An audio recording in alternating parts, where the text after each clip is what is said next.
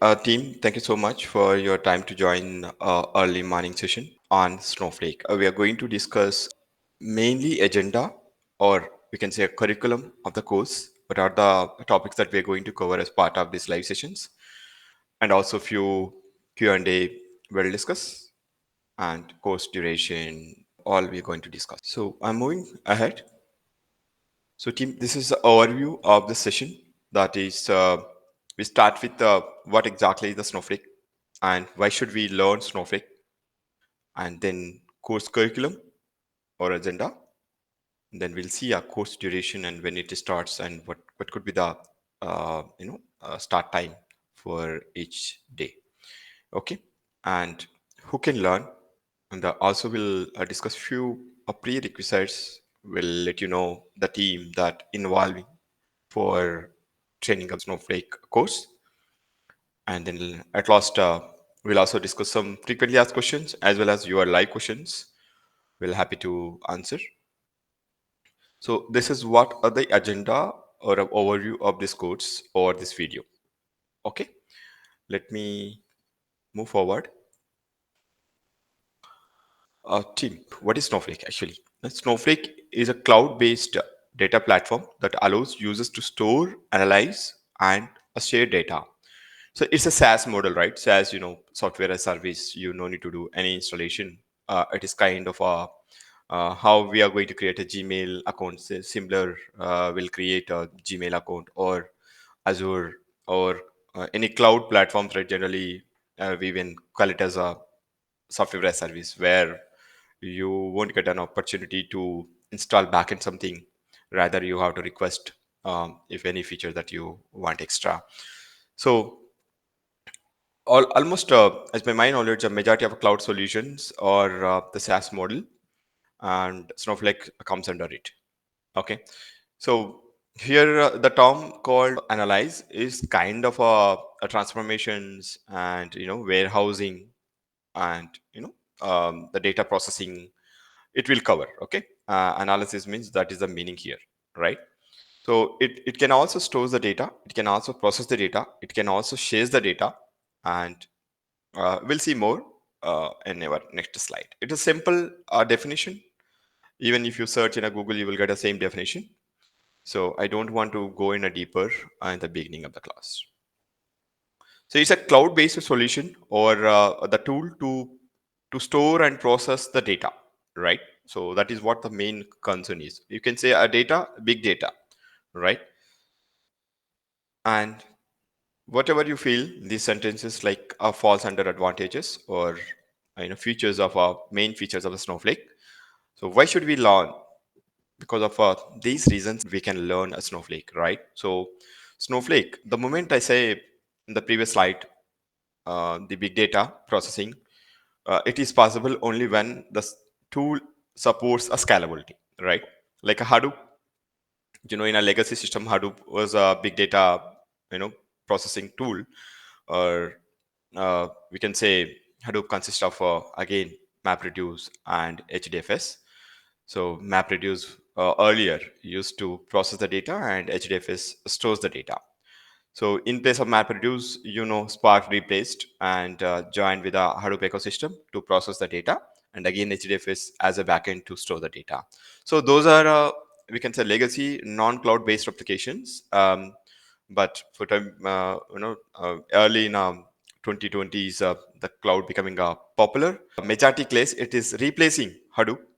So scalability and performance is a key factor for Snowflake to become a popular and simplified data management. Okay, we have a few extra features that Snowflake contains to make a process very simplify, and also management, right? So management is kind of a SaaS tools or less manageable, right? So you no need to manage explicitly on an infrastructure part. Very few guys like DevOps team may handle this initially, and then once it is done, then as a developer we can go ahead and play, right? And cost effective and flexible. Okay, this is also one of the great feature which providing from Snowflake. And advanced security and governance, right? you know We do have a, again, role-based access control, that is airbag, and data security related features, and data recovery related features, data masking related features, all are comes under data governance and the security. We'll discuss in deeper when actual class starts. Okay. And rapid innovation and integration, guys, in the market, in the big data world, we have very less tools which are having a rapid growth, and also integration with other tools, right? So we will see what are the tools, that important tools, that a Snowflake can able to integrate and share the data, or flow the data to our downstream applications, or flow the data to our BI tools, right, or reporting tools. And the features also will cover as part of this course. Okay, so these are the key points. If anyone asks you why we have to learn a Snowflake, or why we have to use a Snowflake in modern world, so you can explain this as a key factors, and but rest all we will see shortly.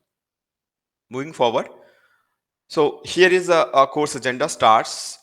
For understanding better, I just divided this course content or a curriculum into multiple slides. So introduction to Snowflake and its architecture is very important, right? So where we are going to see, what is Snowflake and why we choose. We already discussed a small part now, but when a course starts, then you may see a little more deeper, right? Understanding of a Snowflake's architecture, which consists of a storage layer and then compute layer, and also we'll see our cloud services and the roles of the each layer in a Snowflake architecture, and how query execution happen in Snowflake. That will also will see what is the caching and what could be the functionality of the caching, what is the role of the caching in Snowflake. Will let you know once class starts. Snowflake versus traditional data warehouse. That's what I was saying, right? Traditional warehouse comes under all non cloud related data warehouses. So we also guide you to set up a Snowflake a trial account, and exploring a different Snowflake editions. Right? For any software, generally they will give a free, paid, or some additions of our softwares that we supposed to, not exactly softwares but a SaaS, right? We have to choose according to our requirement. And understanding Snowflake pricing models, it is very important to know, being a developer. UI walkthrough, we can say introduction to Snow site, what exactly the Snow site, and working with worksheets in a Snowflake. Guys, I don't want to touch other platforms, but still, we have to start doing some work. Then somewhere we have to write things, right? So that is where worksheets comes under picture. We will see practically the usage of worksheets, and leveraging Snowflake Partner Connect, what exactly it is, while walkthrough of UI you come to know, accessing downloads and the Snowflake marketplace. These are all extra information that you guys supposed to know before you start working on in the Snowflake. And then a virtual warehouse, which is also called a compute engine in Snowflake, because ultimately compute engine is plays a vital role in any big data processing tool, where we are going to touch creating and managing virtual warehouse, what exactly the topic, and understanding multi-cluster virtual warehouse. To process something, we need some clusters, right? So same way, here are the few topics that should comes under compute engine. So we'll also see a configuring and managing scaling policies, and monitoring warehouse load and its performance. We'll see a billing part and cost management part, how we can able to effectively manage these clusters and its billing part. Okay. And okay, being a developer, right, once you log in, what could be the things that you have to note is like, we have to care on databases and schemas, then tables, its data types. We should learn a permanent tables, transient tables, temporary tables, and views versus materialized views, right? These are the common topics. I can say syntax might be a little different, but the purpose of these are common for even other SaaS models. Data ingestion via UI and CLI in Snowflake, right? So how we ingest our data to a Snowflake. we'll try to understand the steps like understanding a file formats for data ingestion and working with the stages and their types, using Snow SQL for data operations and configuration, and put and get commands, will use for file transfer, and also a copy activity will use for to load the data. Again, these are also put, get, and copy into and file formats, stages. These are the common topics. How efficiently we'll follow these steps in Snowflake, we will see a practical. Now, working with a semi-structured data, right? This is why this is a separate headline, is because you cannot expect complete structured data all the way, right?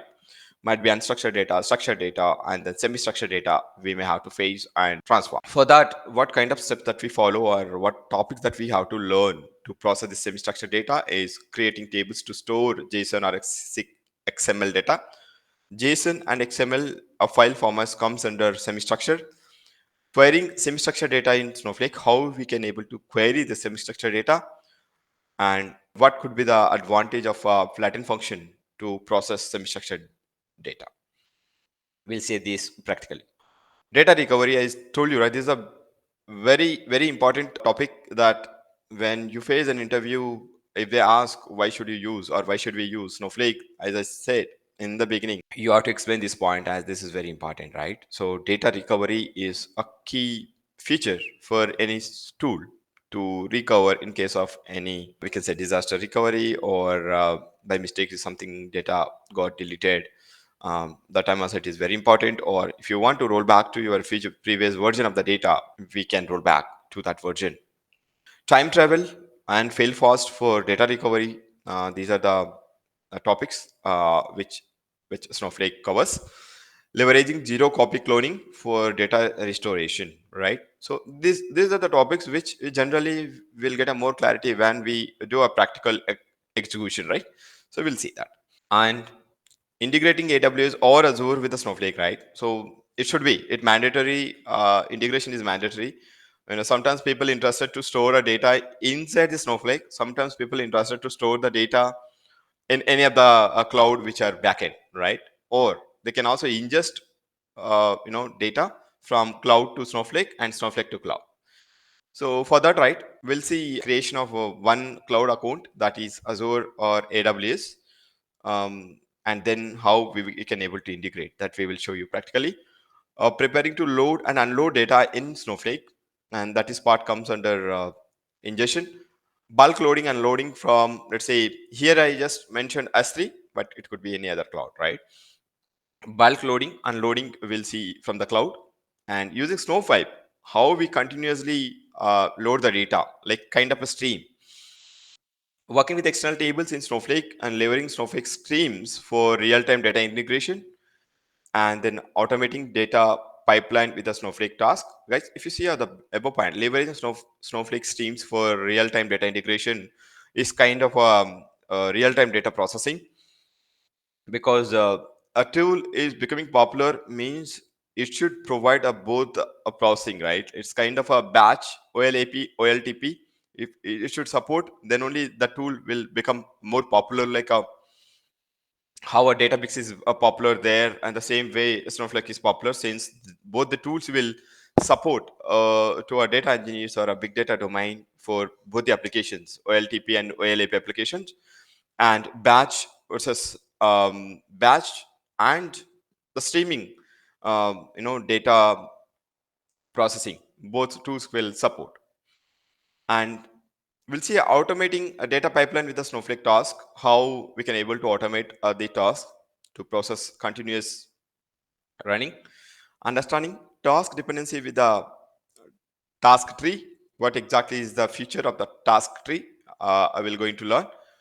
Continuous data integration with the Snowflake. Okay. So all are very, very important topics, and definitely we'll cover as part of our sessions practically. Advanced topics, right? So we have to cover the latest topics or latest release which Snowflake is providing. Uh, as part of that, data encryption, data masking, I told you in the beginning, this is the first. This first point is very important when you are trying to explain something to others, right? Integration. This first point comes under data security and data governance. So, how we implement data encryption and the data masking in Snowflake, we'll try to see.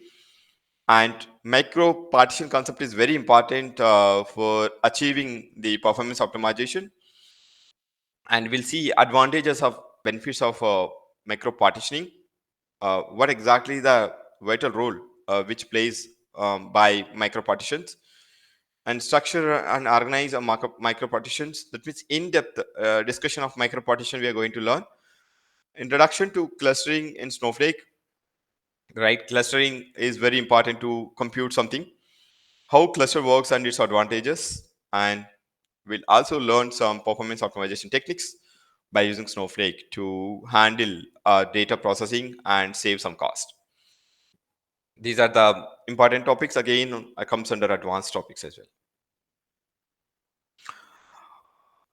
A third or fourth slide I didn't remember exactly, but where we discussed how we can see this Snowflake from developer point of view.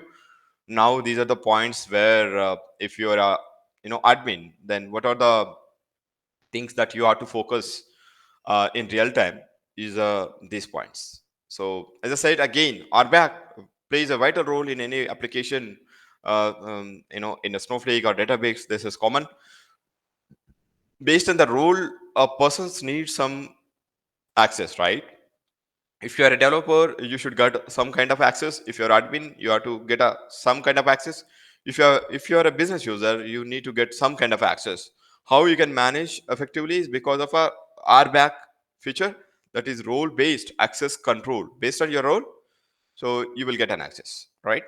So, and we also see data migration strategies to load data into Snowflake, and data sharing and secure data sharing in Snowflake. Okay, how securely we can share the data out of the Snowflake, and inbound sharing and outbound sharing. What exactly the difference we are going to learn?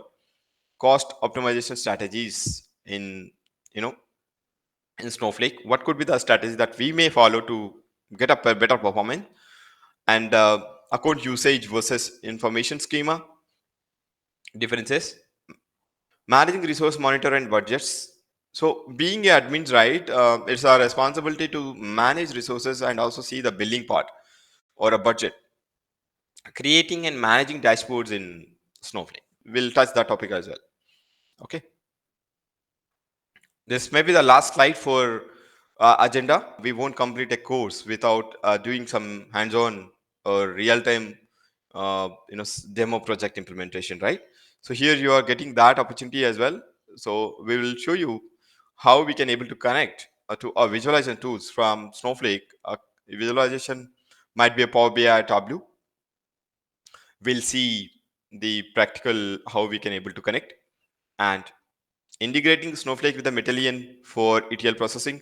So guys, you might be aware, if you are having some knowledge on ADF, right? ADF is a integration tool or data processing tool or data orchestration tool. The same way, to process some data, to ingest some data, we have to use a tool to fetch the data from one tool to another tool, or one tool to a cloud Snowflake. So we are not going to cover in detail for Matillion, as this Matillion is again as a separate tool to learn. But yeah, we will come up on the Matillion as well as soon as possible. But we will see how we can use this tool to use in ETL process. Okay. Yeah, of course, end-to-end migration project, right? So we'll show you a practical use case where how we can able to migrate the data and process to a business layer, if possible, with the Snowflake. Okay, so that you will get some hands-on and how exactly, where exactly we are going to use this Snowflake tool, and what could be the advantages, right? When we execute hands-on some demo project that we are going to show. And also we'll try to discuss what may be the certification that we have to do for Snowflake developer, and we may end with a Q&A session.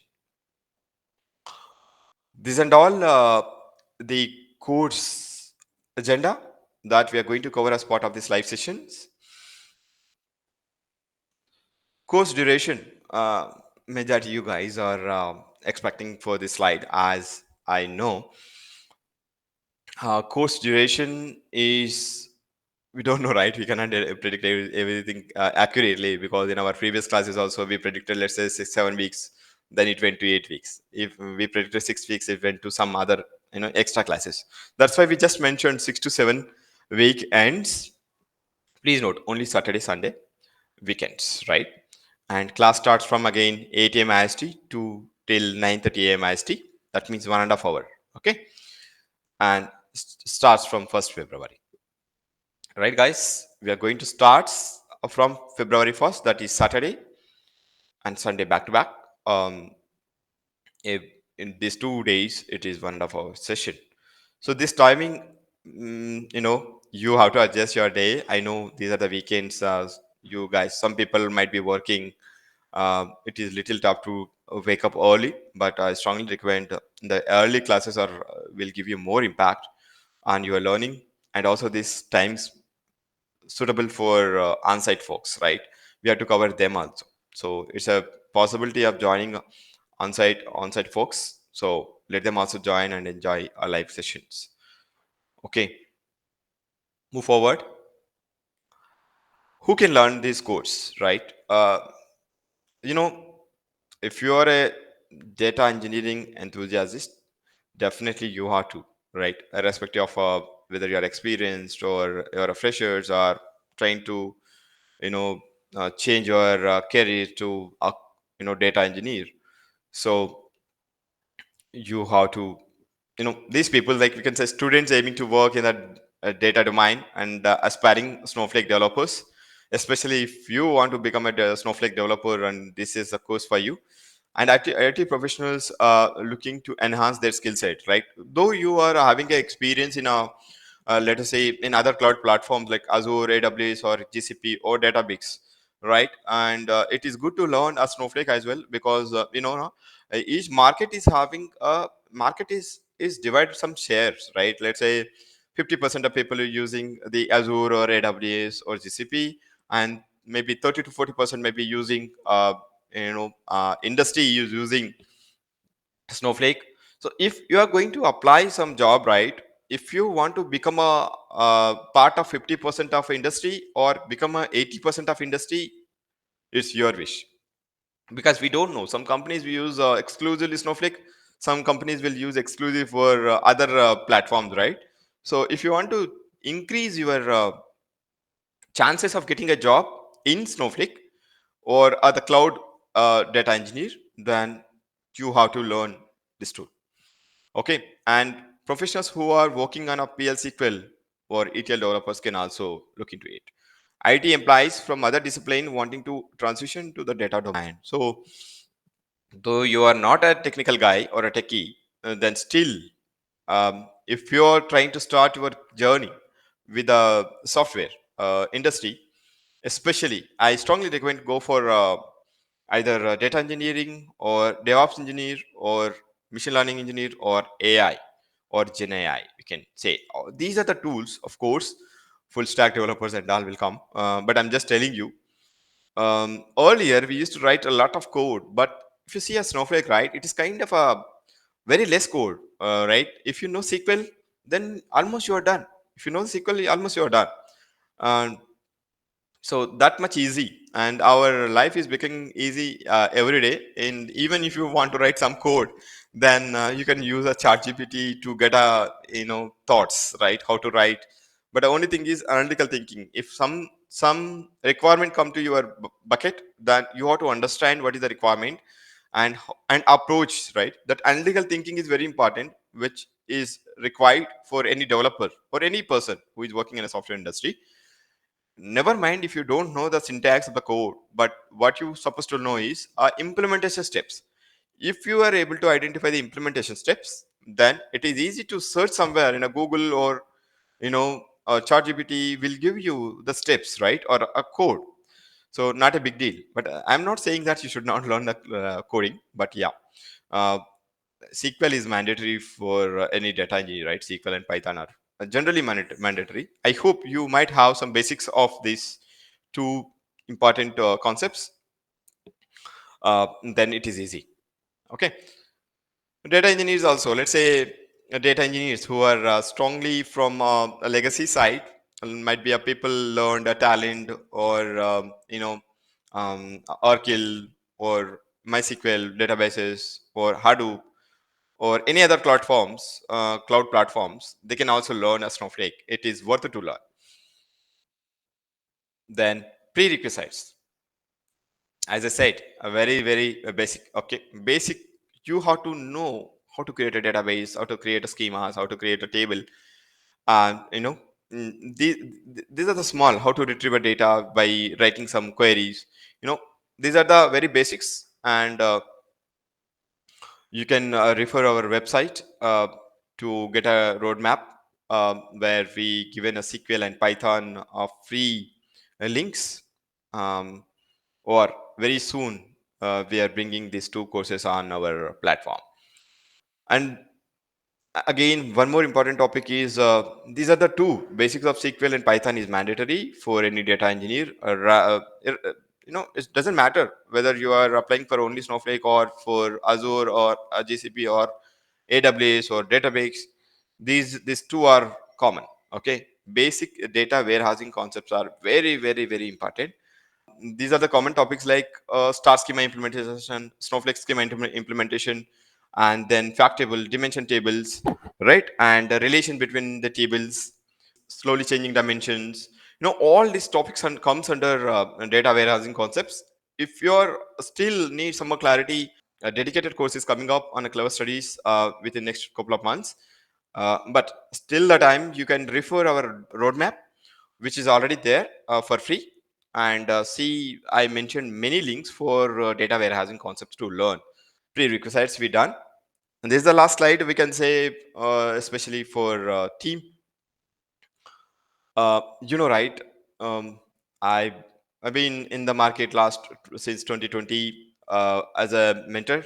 So through my YouTube channel, through my courses, I've been training many people within my current company. I'm training, and also outside. Like I train more than 3,000. I don't know exact numbers, but yeah, people. And we have our friend Amar. He's again a corporate trainer. Though we mentioned here very less numbers, but yeah, he's very good experience in teaching. I will introduce shortly. He already joined this class. I will introduce shortly. Definitely, you will love the classes, I'm sure, because these are the live sessions. Come once live sessions completes, right? Those who taken a previous course of mine knows how we going to present and how you going to see our courses as a split. Like topic wise, I will try to divide and upload into website, so you will love the content. I'm sure. And Amar will explain in a very layman terminology, and so that you guys will understand, and you can ask any questions then and there itself once he gives some time. Okay, so this is our team for Snowflake classes. Okay, frequently asked questions, I just mentioned few. The classes whole may comes around 18 to 22 hours, not sure, that's why we mentioned 20 hours plus. Course validity, all our courses validity or lifetime. Okay, and once you join the classes, right, even you miss the live classes, and you can see our classes directly on our website, right? Recorded sessions will be uploaded into website. I already walked through the curriculum, but you can go through the same curriculum on our website for this course. And also you can focus, you can say, if you want a price, right, I'm sure you are eagerly waiting for the price. You can check the price on website, right, on our website. Yeah, it's live now on our website. So with that, I guess I'm able to cover the session, whatever we wish to explain, and we'll wait for your questions. We'll try to answer your questions as many as possible. So, team, we are open for questions. All whatever I explained right here, all the slides are there um, in our website for free of cost. You can check it. Yeah.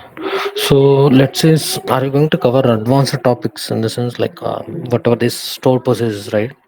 Are you going to cover, like, let's say there is a, like I'm a basic understanding of the SQL. I don't have much experience on SQL in this case. If I enroll this course, Mhm. so like can I apply for an Snowflake data engineering on whatever the advanced topics, right? So I come to know. So zero cloning, copy cloning, and the partition, micro partition, everything will cover. But I'm talking about the irrespective of the stored processes mainly, because the organization, most of the organization are trying to use the stored processes, right? So Mhm. we're going to cover in this training program generally. Naresh, let me take this. So, Yep. thank you, Prashad, and hi everyone. As Naresh introduced me, I will be your basically will be with you for next couple of weeks to help you to learn Snowflake. And as you mentioned that if I'm going to cover or if we are going to cover stored procedure, so you see, first thing, yes, we can cover, but everything, whatever we are going to cover, will be like a high level, and I can give you a couple of examples. But in the organization, they want you to write a complex stored procedure. For that, you need a logic building, and definitely you should be very strong in SQL side. I mean, if let's say you're going to clean your data, so for that you just need to connect all the things, like I'm going to get the data and then going to create a view, and then I'm going to reiterate the tables or something like a, being you able to use the cursor and all. So everything will be like this. We can take it like couple of scenarios, I can take it. But yes, if you would be requiring some other thing, I can share some blogs with you. Okay. Yeah. Thank you. Great. Are you covering Yeah. the tuning part? We will be covering two things. I can cover QAS, which is important. Second, clustering, that will be like must to cover, and then how you are going to check it your query profile, and you're gonna find out how you can basically optimize the query and all. So in this, what generally happen now, like most of the part take care by the Snowflake, but again, few things like scaling up, scaling out, that you need to know. And you should also know about the clustering, and the QAS. There is a couple of other points like metalized view we're gonna cover. Okay, but there is SOS, a search optimization service, which I won't be covering because that may confuse you, and because it's just going to be a kind of a more into the core sessions, and we do not want it to feel overwhelmed. That is the reason that will not be skipped. However, if any one of you want that, okay, yeah, Amar, please can we cover a quick session, a quick intro, then yes, we can. And by the way, whatever we like the Naresh has showed up the topics, na 70 to 80% of the Snowflake developer use that only. 70 to 80%. Like only 20% folks, they might be writing that stored proc, and they would be using some other things, some into the admin side and all. And this is something from my personal experience also. When I started my first project back in 2020 on the Snowflake, they were using only as a warehouse. Okay, so there you were writing there, we used to write some SQL statements and all. But most of my friends, they are working with LTI, Infosys, and TCS, and some product base also. They were also saying that okay, we are not utilizing Snowflake full capabilities. The only thing, the people, they the companies are using either some ELT or ETL tools for their transformation purpose. So it's company's budget. If they have limited budget, then they try to utilize the Snowflake stored proc functions and other things also. So, what are the opportunities outside only Snowflake developer or along with Azure data engineering? So, what kind of opportunities, what kind of pay scale in as per industry standard after this See, course? Yeah, that is also a valid question. Again, being experienced persons, we are also working some MNCs companies, right? We generally see. I used to interview many folks. Where when I get a list of folks who are on our pool, then I generally see how many Snowflake, how many Databricks, how many Azure, how many AWS, something like that. So surprisingly, almost to 40 to 50% of requirement are for Snowflake, and other or other platforms, right? Right. Okay. So if you feel that there are 100 positions, I can say a minimum 35 to 40 position for Snowflake. So, but this is what I understand. Might be a percentage here and there. Amar, do you have any thought on it? Actually, like if you just wanted to check it now, I'll say like open your Naukri and LinkedIn. You will be finding lot many opportunity on Snowflake. And I know lot of my mentees in last couple of years, they got very good companies on Snowflake only. But Snowflake is actually evolving very rapidly. So in next couple of months, it may get very complicated to learn Snowflake and then get in, like switch a job into the Snowflake. So for a Snowflake one, you need to know the SQL data warehouse. As Naresh already mentioned, that these are the prerequisite. But if you will go for any interview, they will be asking, they will be starting with that, and then the Snowflake core capabilities. What are the challenges you faced and all. Additionally, they might like ask you some ETL or Python. But yeah, most of the time you will get through by like learning these 4 5 tech only. Yeah, that means see most of the cases being as Azure data engineer. Okay, is it mandatory nowadays, or is it this is separate developer like that? Generally, in outside of the. No, no. See, again, it depends on company to company, Raj. I mean, they might be like pulling the data from Azure, and then they say that okay, like, we can go for the Snowflake because because the Snowflake is basically cloud agnostic. Now, if many companies why they are like choosing Snowflake now, because in case if company is basically going to plan to switch the cloud and all, then they have to migrate the entire data from Synapse to Redshift and all, and that's why the Snowflake is on top of these cloud warehouses. Okay, so being an Azure data engineer, I mean, again, for how long you will be surviving with the same tech stack and all, you need to upgrade, and this is not just for you, it's for everyone. Like a person who is learning Snowflake, they might be going into the snow park, then he might get into a basically iceberg, and after that he will going into the MLAI and all. But again, if you will be having a good tech stack or like a basically like a different tech stack, your chances of getting shortlisted will be higher than a person who will be having only and only into the Azure or only into the Snowflake. Okay, I see one question in the chat. Can you explain the roles and responsibility? See, the majorly is like basically a lot of people are migrating their on-premises data. A lot of people means a lot of companies. They are focusing on the migration. So you need to migrate the SQL Server, Oracle, or Teradata to Snowflake. And then if you're working as a data warehouse, then this would be a job. If you get into a like data engineering side and all, then like getting a data from different portals like data lakes or other things, and then creating a dashboard. Okay, after that you will be like able to create a dashboard within the Snowflake, or you can connect with the Power BI and all. And one more thing, how can I just scroll up? Yeah, and the project definitely we will be explaining in sessions, because it's too early to ask and too early to explain about that and the daily activities. Okay, so the daily activities, you might like ingesting a data, and then whatever jobs you have created, you're gonna take it care of that, you're going to monitor that, and then you're going to perform some analytics. You may be like creating some dashboard on top of it. If you are into the ML and AI side, that you will be creating a models on that. And then whosoever is working as a ML AI developer might reach out to you that, okay, why data is not coming clearly, why I don't have the access. So there will be like majorly there would be like two things you can say, one into the admin side or one into the development side. So if Naresh into the admin side, his responsibility would be like giving the things to you, means giving the sources, giving the warehouse, giving the virtual warehouse, giving like creating a user, creating roles, creating tables and all these things.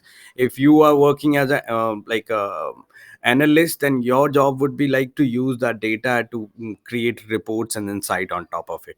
If XYZ person is into a data engineering side, his job would be like ingesting data into the Snowflake and creating objects. So that is the kind of a, like main responsibilities you will be having.